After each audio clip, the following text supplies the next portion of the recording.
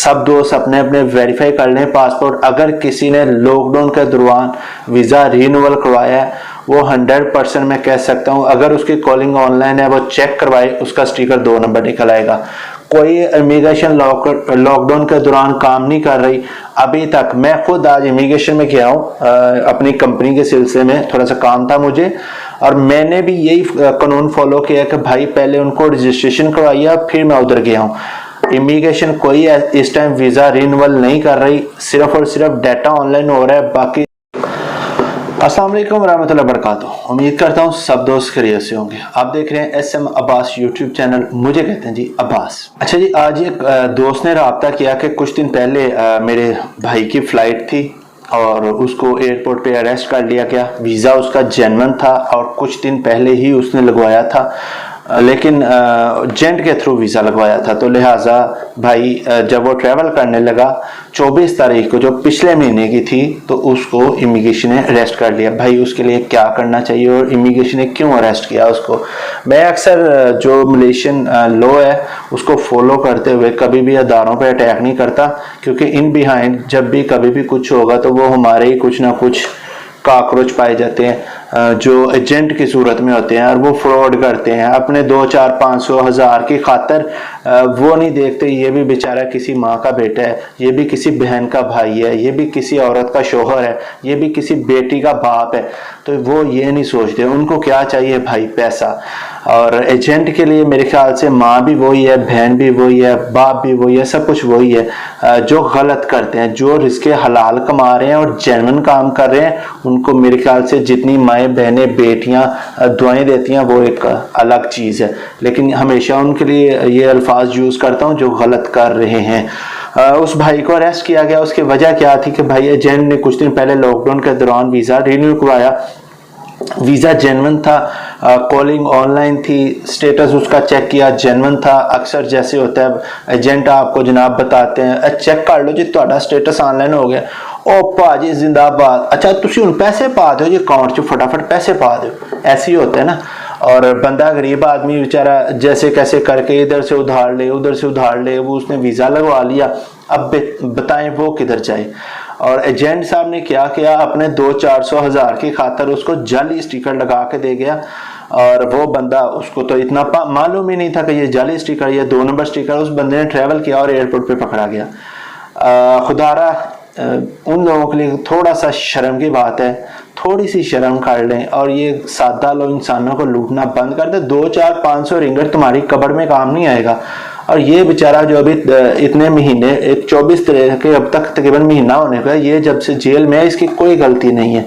इसकी कंपनी ठीक थी, इसकी कॉलिंग ऑनलाइन थी, गलती की तरह तुमने जाली 2 नंबर स्टिकर लगा के दिया एजेंट। ठीक है, हराम खाने का शौक है ना, तो निकलेगा भी ऐसे ही। ये तुम्हें नहीं पता चलना, बाद में ऐसे होता है और पुत्र और वड्डे मुंडे की लत्त टुट गई है, पुत्र फटाफट पाकिस्तान आ जा, तो एजेंट साहब दौड़ लाई होंगे तका तक क्या जी वड्डे मुंडे की लत्त टुट गई है जनाब, पाकिस्तान जाना है फटाफट। की है भाजी किधर जा रहा? और यार मुंडे की लत्त टुट गई है। तो ये पैसा ऐसा निकल जाता है। अगर इसके हलाल कमाओगे ना तो ये छोटे से गिलास में पानी भी पियोगे ना तो एहसास होगा तुम्हें कि भाई ये रिस्क हलाल है और इसमें अल्लाह की ज़ात बरकत डालती है। अब पता नहीं यार क्या मैं कहूँ, इन लोगों को शर्म आती है इन लोगों को। भाई ये आज आपको जो बात बताने लगा हूँ ये करवा सच है। सब दोस्त अपने अपने वेरीफाई कर लें पासपोर्ट। अगर किसी ने लॉकडाउन के दौरान वीज़ा रिन्यूअल करवाया है वो 100% मैं कह सकता हूँ, अगर उसकी कॉलिंग ऑनलाइन है वो चेक करवाए, उसका स्टिकर 2 नंबर निकल आएगा। कोई इमिग्रेशन लॉकडाउन के दौरान काम नहीं कर रही अभी तक। मैं खुद आज इमिग्रेशन में गया हूँ अपनी कंपनी के सिलसिले में, थोड़ा सा काम था मुझे, और मैंने भी यही कानून फॉलो किया कि भाई पहले उनको रजिस्ट्रेशन करवाइए, फिर मैं उधर गया हूँ। इमिग्रेशन कोई इस टाइम वीज़ा रिन्यूअल नहीं कर रही, सिर्फ और सिर्फ डाटा ऑनलाइन हो रहा है। बाकी सब के सब एजेंट 2 नंबर स्टिकर बाहर से बना के आपको लगा के दे रहे हैं। अपने अपने जिन्होंने लॉकडाउन के दौरान वीज़े लगवाए हैं खुदारा वो चेक करें, ये ना हो कल को जिस तरह ये भाई पकड़ा गया आप लोगों के लिए मुसीबत बने। और एजेंटो और खुदा दा खौफ खा कदों मरना है, तुसा पता नहीं केड़ी घड़ी है कि तुसी लोग सारी जान छोड़ोगे। भाई बस एहतियात करें, ये पैसा आपका है, इसकी कदर आपको होनी चाहिए। उसके अलावा कुछ केसेस ऐसे आए हैं जिन्होंने मुख्तलिफ अदर स्टेट से वीज़ा रिन्यूअल करवाए हैं और उनमें भी कुछ इश्यूज आ रहे हैं। एक बंदा है, उसने जनाब तरगानों से शायद किसी एजेंट से वीज़ा रिन्यूअल करवाया और अभी उसका पता चलता है ये तो माईजी में रजिस्टर्ड ही नहीं है। इट मीन्स एजेंट ने बाहर से जनाब जैसे कैसे करके उसको वीज़ा लगा के दे दिया और वो बंदा भी पकड़ा गया। तो खुदारा पता नहीं कब मैं समझता हूँ हम लोगों को भी अक्ल आएगी कि किन किन लोगों को हर दूसरा वो एजेंट बना हुआ है जिसके खुद के पास वीज़ा नहीं है। मैं गारंटी से कहता हूँ भाई, ये चैलेंज मैं कर रहा हूँ, मोस्टली 99% एजेंटों का खुद के पास वीजे नहीं होते और इनको पता ही नहीं है। इन बिहाइंड ये आगे किसी और को देते हैं, वो किसी और को देता है, वो किसी और को देता है, ये ऐसे एक चेन चलती है और पीछे से वीजा जो है वो बेचारा 4-5 हज़ार में इतने में निकल के आता है। आगे से जनाब एक एजेंट है, उसने 500 रखना है। फॉर एग्जाम्पल मैं आपको बताता हूँ, 4,500 का वीजा है, एक एजेंट साहब है उसने 500 ऊपर रख लिया, 5 का बन गया, अगले ने कहना जी मैं 1000 रखूंगा, 6 का हो गया। जब तीसरे के चौथे के हाथ में आना है वो 7 का हो जाना है। जब गरीब आदमी को ओरिजिनल पासपोर्ट मिल रहा है उसको 7,500 का मिल रहा है। तो लिहाजा ये चेन है भाई, आप जेन्युइन कंपनी से रब्ता करें, कोई कुछ नहीं आपको कहेगा। आपका जो भी बॉस है जहां भी है उससे रब्ता करें और उससे बोलें कि बॉस ये मेरा वीज़ा है, आपकी कंपनी का है, मैंने रिन्यूअल करवाना है, कितने पैसे लेंगे। तो बड़े मुनासिब से पैसे लगते हैं। अभी मलेशियन हुकूमत ने 25% डिस्काउंट दिया और मैं गारंटी से ये भी कह सकता हूँ किसी एजेंट ने 25% डिस्काउंट नहीं आपको देना। और उसने पता यही कहना है भाई सानू तो पिछो कंपनी ने कोई भी नहीं दिता, पाजी कंपनी नहीं दे रही, और पाजी माईजी ने साढ़े लिया कर लिया, पाजी माईजी पैसे खा गया।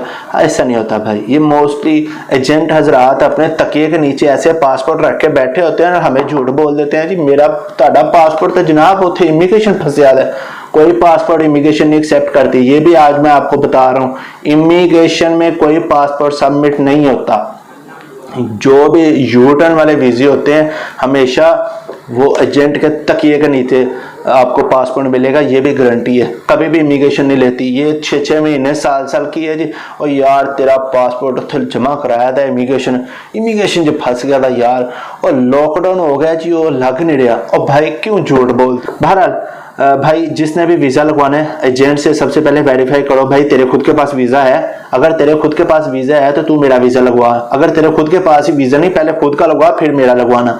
एक बात। दूसरी बात, जब भी किसी को भी बैंकिंग करते हैं उसके रसीद लें, उससे प्रॉपर डॉक्यूमेंटेशन करें, फिर उसको वीज़ा दें। ये पैसा आपका है, कदर आपको होनी चाहिए, ना कि एजेंट का क्या काम है भाई, उसने पैसे लेने, आपका काम कर देना, उसको तो और कुछ नहीं चाहिए, उसको तो पैसे से कर्जा है भाई।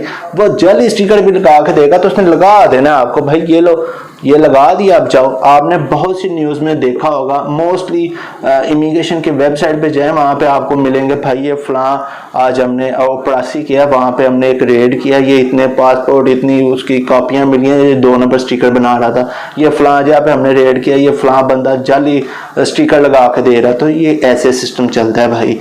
इमिग्रेशन कभी भी गलत काम नहीं करती और कभी भी गलत बंदे को सपोर्ट नहीं करती। अगर आप समझते हैं कहीं भी कुछ भी गलत हो रहा है तो कानून को फॉलो करें, करीबी पुलिस स्टेशन में चले जाएं और उस एजेंट के खिलाफ FIR कटवाएं कि भाई ये बंदे ने मेरे साथ ये फ्रॉड किया। पुलिस आपको कुछ नहीं कहेगी। उसके बाद आ जाए पाकिस्तान हाई कमीशन में, पाकिस्तान हाई कमीशन में उसके खिलाफ एक रिपोर्ट करवाएं, FIA में भी उसके खिलाफ रिपोर्ट। हम लोग क्या होता है जनाब, एक एजेंट फ्रॉड कर देता है, ऊपर से वो धमकी लगाते हैं, नहीं पता मेरी बुढ़ी इमिग्रेशन च लगी थी, और भाई बुढ़ी तेरी है, सानू का वक्त पाया था, सानू धमकियां मुफ्तियां लाई आ रहे हैं। तू खैर अल्लाह हिदायत दे, जिन लोगों को दुआ ही कर सकता हूँ। ये आज आपको बस थोड़ी सी बातें बतानी थी ताकि मुख्तात हो जाए। रमज़ान है और ये अभी तकरीबन 15 से 20 दिन ऐसे ही सिलसिला चलता रहेगा भाई।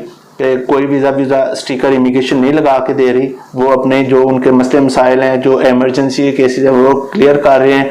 जिस दोस्त का ये MCO के दौरान वीज़ा लगा काइंडली वो अपना वीज़ा रीचेक करवा ले किसी ऐसे बंदे से जो स्टिकर की पहचान रखता है। ठीक है, इंशाल्लाह फिर आए किसी नए टॉपिक के साथ, तब तक ले इजाज़त दीजिए। अस्सलाम वालेकुम।